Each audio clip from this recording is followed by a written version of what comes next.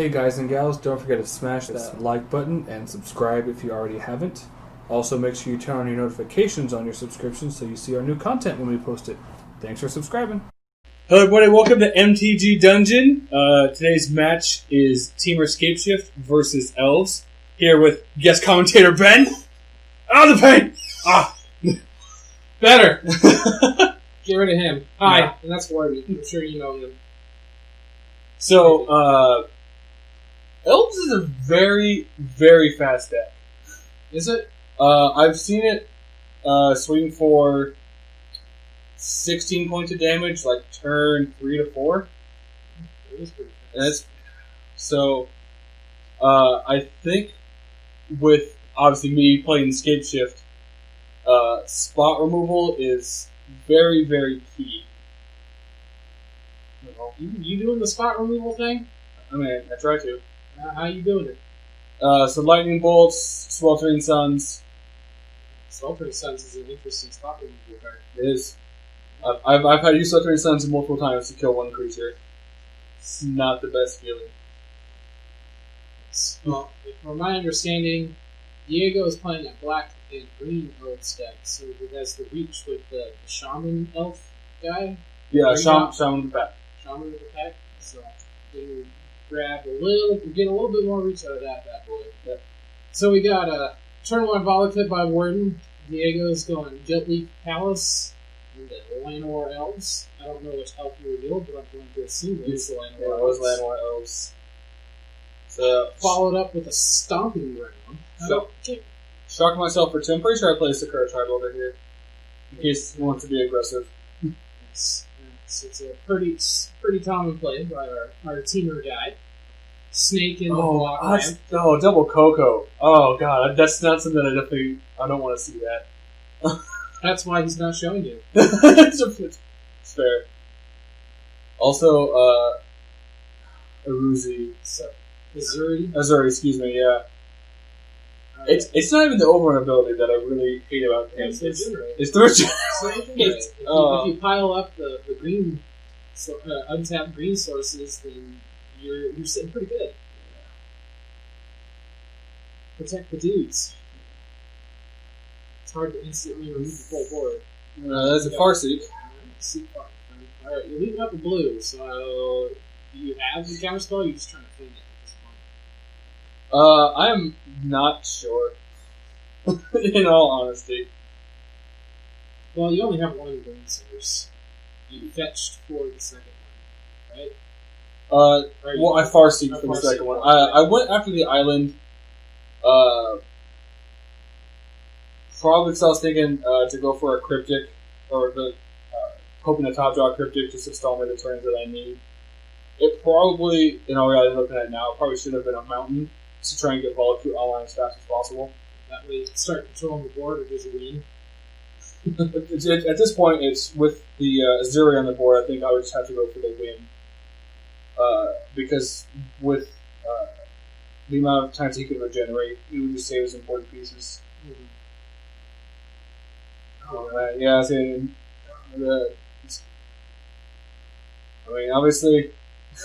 Our animated elves player. Yeah, I mean, he just wants to turn things sideways. Just bash the whole time. Calm down, Diego.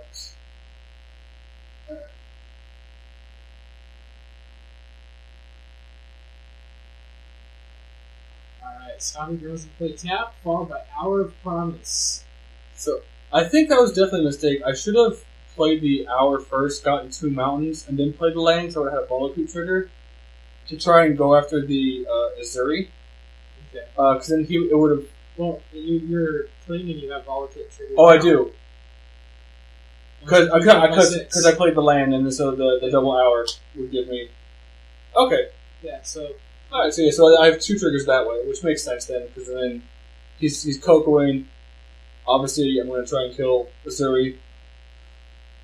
Alright, and it looks like he's looking at a hand of dorks and shamans, and he's got a pretty awesome suite of features. That's a double... Oh... Alright, so you get rid of Llanowar Elves, that's good.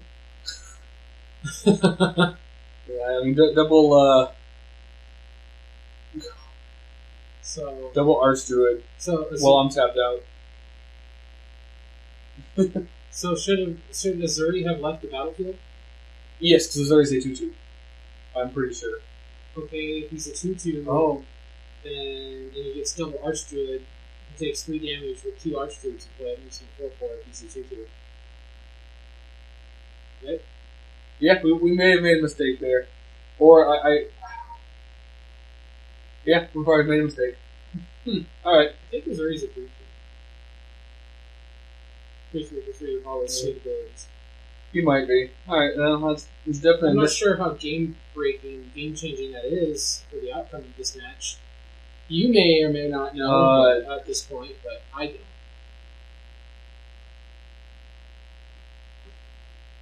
I don't think it was terribly game-changing, but I cannot confirm that 100%.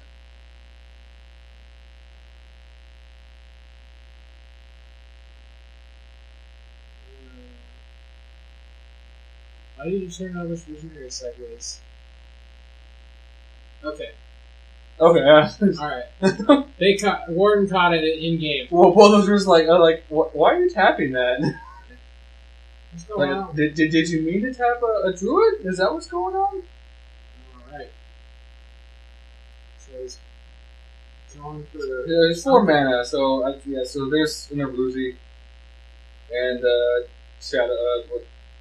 So that's the one that taps for black mana and you lose a life. Yeah, So it's Llanowar Elves, but for black mana you lose like Fenhorn Elf, something like that. Finhorn Elves is Llanowar Elves with a different name.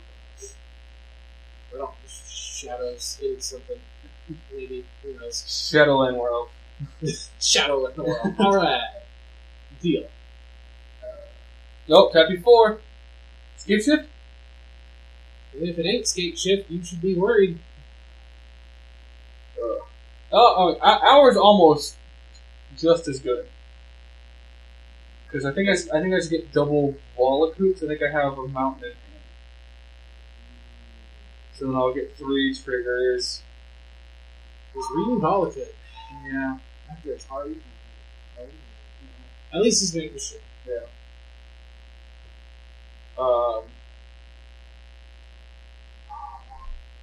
So I'll have 3 triggers. I mean, obviously, I want to try and hit the Aruzi and the Archdruids. Scissor. Is there? Yeah. I don't know why I want to.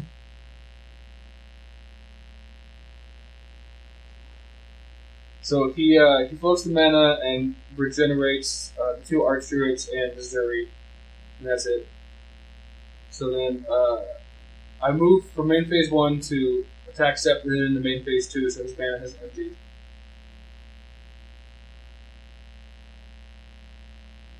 And I think I Farseek here. I think that's what I have in hand. I imagine that you're just kind of dead on board, aren't you? I would have been, but he missed tapping his 3 elves to make more mana to regenerate the 3 that I targeted. Okay. Which I pointed out to him later. I was like, why didn't you just tap those 3 to make the green mana to regenerate? He's like, I did not even think about that. Mm-hmm. Dang. Yeah. Because if not, yeah, hands down, I was dead on board. I was like, well, let's see if he notices. Might as well. Yep. It worked out for you. And he has a strong attack in hand too. So I like playing Azuri here and just kind of passing. did you have a 3rd one? They're not Azuri, Elvish Archdruid. That's what he has. He's Okay. Elvish Archdruid, Shaman attack, and then Coco. He's got 6 mana, 7 if he plays an elf from hand. And uses that for his Heritage Druid. And he loses a life for 1 of them. So I personally like playing Elvish Archdruid attack. No, not even attack. I'll play Elvish Archdruid pass. On the next turn, Coco, at the end of your turn, Coco, and then try to get full value out of the Shaman attack. Oh, I see. Because you tap the Archdruid and the Visionary and the Heritage Druid fit for him, and tap the black producing one for himself. Okay, I got it. Let's see what he thinks is different. All right, so he's just going straight through the code. Oh, double Nettle Sentinel isn't terrible. All right. So what are the elves you take out of here? Probably just I think I'll take the two Nettle. Oh, but yeah, he doesn't have a way to be able to play a third one. To be, if you could, I think I like double Nettle Sentinel here. well, if you had like another bow drop one, you could tap the 3, cast another one, untap the Nettle Sentinel, and just start going to town. But I mean, I feel like he's just trying to set up to go for the kill.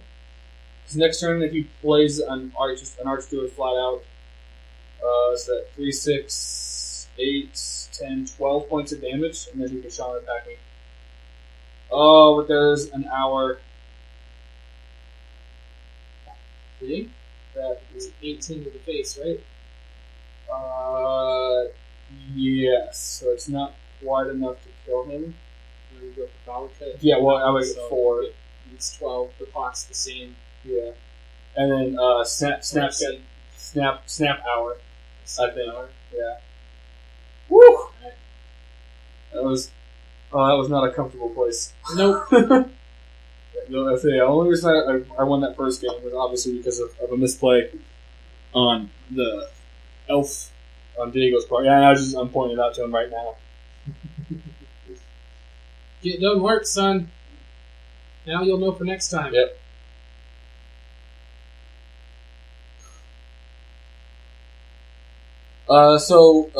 Sideboard wise, I know I bring in engineer explosives, and I think I also bring in obstinate beings. Those seem fine. Yeah. I'll find out here in a second. What you bring in that magic card at the top? This isn't that divider one. Yeah.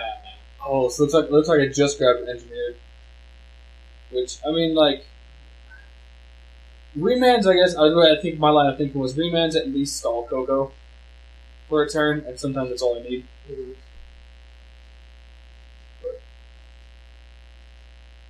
I like this idea.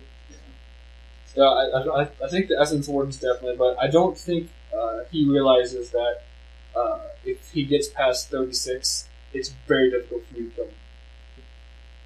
I think it's difficult to get to 36 even with Essence Warden. I mean, that's true, but it can also keep you above 18 pretty well. So the first man to try and get to 8 mana to kill you. It's also, I think, one of those elves where if he doesn't see it against you in the first 3 turns when you're just trying to set up, it probably isn't going to do what it's supposed to do. Yeah, well, yeah, because you want to play that as early as you can and just gain as much life as you can from it. He doesn't seem to be a fan of that plan right now, or at least isn't thinking about it. Probably not. I'm a combo deck, so I think he's just going to try and be faster than me, which I think is a fine plan. Absolutely. They said, like, turn 1 land war, like turn 2 Archdruid, and then it's like, hey, look, now we're off to the races. Deal with this. Mm-hmm. Those are not fun board states. So there's the Boxies. I saw a heroic intervention. And I think a rights.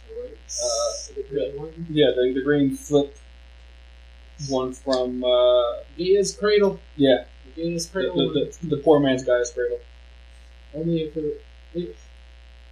if that was just Lead the Stampede, you'd just be playing that instead, right? Main board. I will say that was one of the things that made me so angry is that when Wizards made Lead the Stampede common, so it was like you can put it in the Pauper Elves, so it was like, oh great, like, oh my hand's empty, draw 5 cards. Oh, excuse me, draw 4 cards in my hand. Play 4 cards. Are you dead yet? Alright. Thinking heavy into deciding heroic intervention's not good enough. Well, so he hasn't seen Sweltering Sun or Lightning Bolt. I didn't play either one of those game 1. Mm-hmm. So he is not aware of those cards. So I think with the information he currently has, I think that's a fine choice.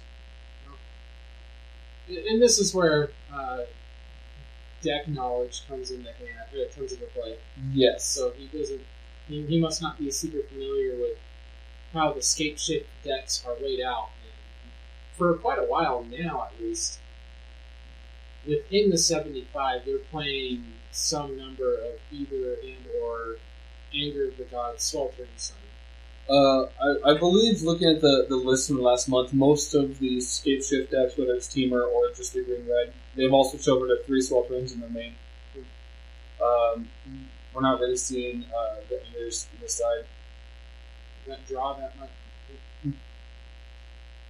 The cycling portion is important enough to overlook the exile. Yes, because like in the matchups where like Anger is bad, it's just terrible. When it's good, it's good. And so just having the option of this would be bad in other places, just pay 3 mana, draw a card. Find something hopefully more relevant.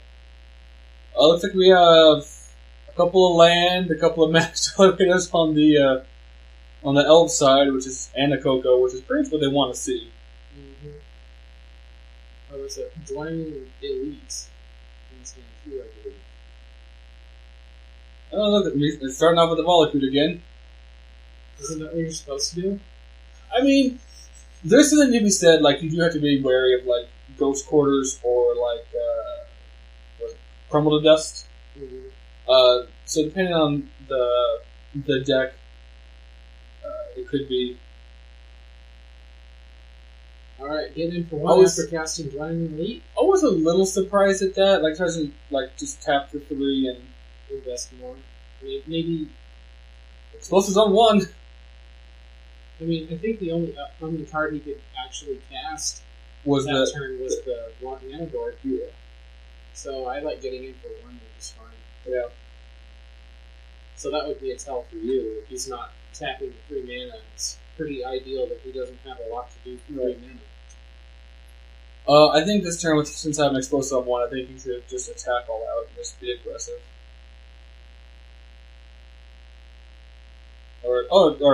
Secondly, it's perfectly fine. Because the only thing I can kill with the explosive currently is just a Heritage Druid. Yes. Alright. Going for a Coco. I do see a Sweltering Suns in my hand, though. So... Ooh. That's a pretty good one. Oh, man.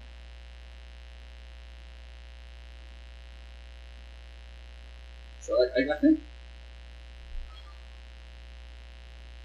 I think now something more personal. I think I'm in the same boat. I think the Sentinel is just more relevant. Exactly. I think that was a mistake, because if he left up the elves, he could have tapped and then had 3 mana to regenerate 3. Well, he didn't play around the board with it. Right, well, and also I'm saying, like, he didn't see one game 1, so he was not aware of it. So. It's one of those positions where you do what you can with the deck and make them have the answer, and if they don't, it's crippling. If they do, it's crippling for you. Oh no, I don't have any green sources. I just... Get in for 1. Oh man. Hey, you can protect yourself. You got that explosives. Oh. No green sources. No, and I think I have a handful of green right now. So the only reason I would have kept that hand, so it's a Volacute, like a way to... I think so. It's like Volacute, a mountain, and then like a way to cast Sweltering Suns on. All right, you're deciding to do it in response, I assume. No, I let him attack, Okay. and then I forgot that Explosive doesn't say keep regenerated, so it's... All right. Well, now things aren't looking super No, good they're for you. not. So obviously, there's misplay on my part. Oh. What'd you draw? Thoughtseize. He wants to see this. And it's like I look at all this green. What's that top card? Find out in a second. Farseek. Okay. So I guess you just take scapeshift. Right? Yeah. Because if I get 1 green, I have to find a second one, and I can just scapeshift for a win. Yep. User. Way to be keeping up on the life totals. Look, man, I need him to be at 18, okay? This is like... I feel like he should just pump swing. He knows I don't have any responses. Yeah, since he has perfect information. At the same point, though, like, if I do the top draw, he should keep some mana up to regenerate. I can see that being a thing, because... Wow. That was a big chunk. You were at 13. Yeah. I don't think you noticed the -5. I probably didn't. Oh, there we go. Yeah. Well, yeah. Called it. I don't think him pumping would have sped up his clock though either. I would have given him. It's +3/+3. Yeah. So That's 5, another 6 damage. You'd be dead this round. Well, it'd have been. Oh yeah, I would have. +3/+3. Yeah. It's still. Is it other elves or all elves? It's all elves.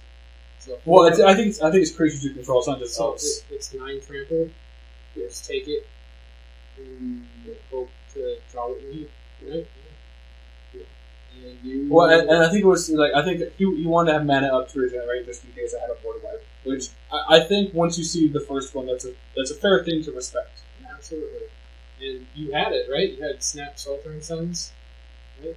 I believe so. But yeah, as soon as like, alright, it's like cool. Regenerate him, pump him, kill you. Yeah.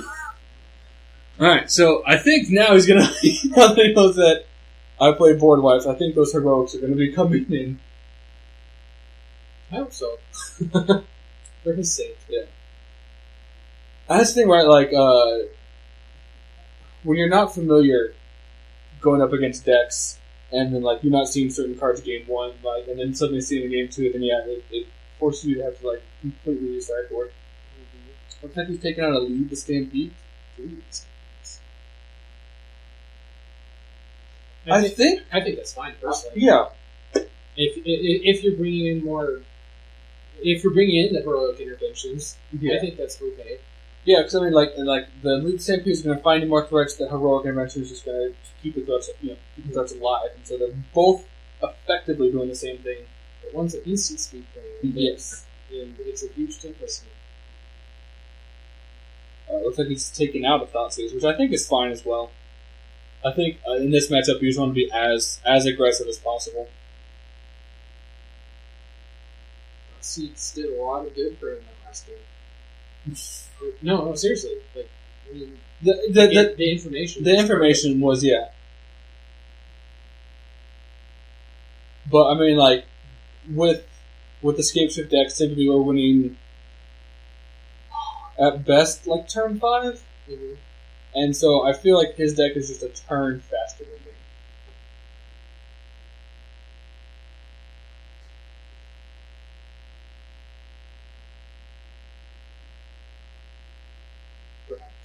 Perhaps maybe so.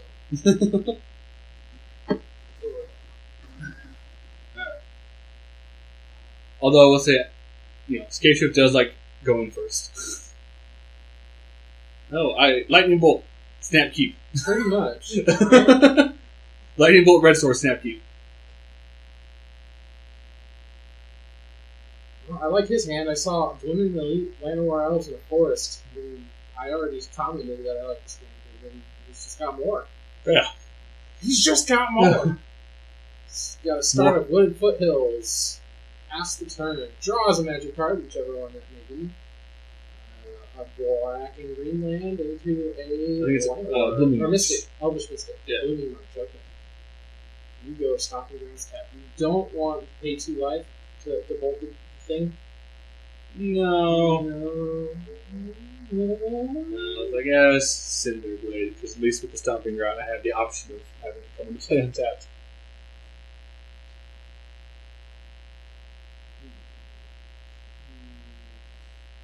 Alright, let's see the untap draw. What do we got? Misty Rainforest with the draw. Yeah. Alright, so I guess. What is that card? Explosives. Alright, explosives. The one up in the sideboard, it's on them. Perfect. Both games Yeah. early, yep. Wow. Especially with his hand, man. It's like, oof. But I mean, I'm pretty sure with the explosives on one, I think you just want to put down the Archdruid and force me to have an answer. Or I say it's Archdruid or the Elite, but I think the Archdruid just forces me to actually, have to have an answer, which I do. That's a remand. No blue source yet. I kind of like joining the Elite and Metal Sentinel. Maybe a 2 for 1, but at least it keeps board presence, so you have to go apply pressure. That's. I mean, there's and he has a second Archdruid as well.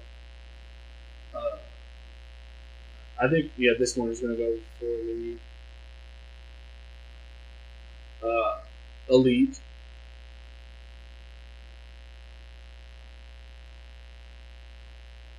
Yes. Okay. I think just remanding it right there because he only has 1 mana up. He plays in the mana dork. I have an explosives to deal with it, or a sentinel. So do you, at this point, do you play it into? Do you actually care about playing into explosives with your Diego? I think playing a sentinel would have been fine, just to force me to have to incentivize you to pop and then also still be able to apply pressure. Yeah. Okay. Goes in for the beats. Elite number 2.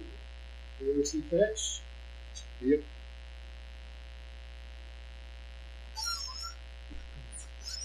It's not an awesome thing for Diego's current position. He wants to be playing 2 spells a turn, or if he's not doing anything, he wants to be doing a Coco. Well, and I think if he had 1 more land, I think he would have just played Azuri, had a mana up to regenerate and fast.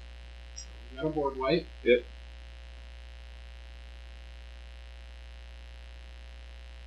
Preserving your explosives on 1. Yep. Well, because that's pretty much what the elf deck is. It's just a bunch of 1-drops that then just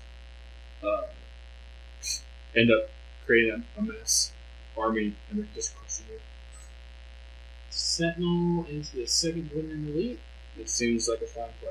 On the stack, Bolton. That way he doesn't need a token. Yes. Here we go. Alright, tap up the draw. Oof. I have a Snapcaster. Just sit there and play the Dirtle game. Yeah. Dirtle. I made you out of Snapcasters. I mean, that is one advantage that the temur deck does have over the red-green, is we have a slightly better long game because of the Snapcasters. Mm-hmm. So, against things like Jund, we're not just forced to top deck a Primetime or Scapeshift. We can get a Snapcaster and just play it, snap back what we need, and go for a win or just go for the advantage. Alright. Snapcaster, say Snapcaster Bolt the Azuri because he's scared. Yes, sir. Alright. So Cinderglade. Alright, getting him at that crucial 18. Yes.